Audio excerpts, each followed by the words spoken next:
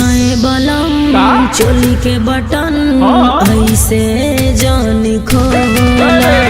सुनाए बलम चोली के बटन ऐसे जान खोला। बुझला चोली के बटन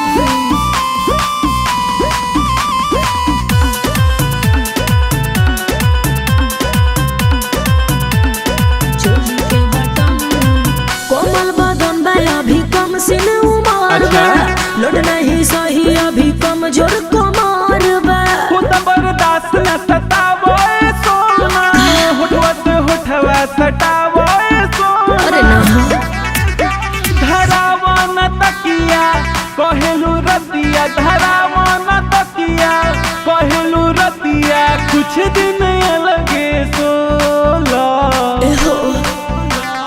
सुनाए बलम चोली के बटन ऐसे जान खोला। सुनाए बलम चोली के बटन ऐसे जान खोला। के खोली चोली के बटन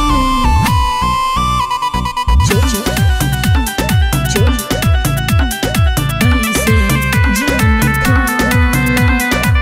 हो परेशान नहीं होके बस आना से जिया के लायक नहीं खे अब ही समान हो।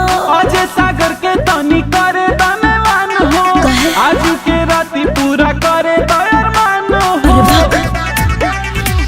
अब जनी रोका नहीं तू टोका अब जनी रोका नहीं तू टोका छुए दहसमन गोल गोला। सुनाए बलम चोली के बटन ऐसे जान खोला। सुनाए बलम चोली के बटन ऐसे जान खोला।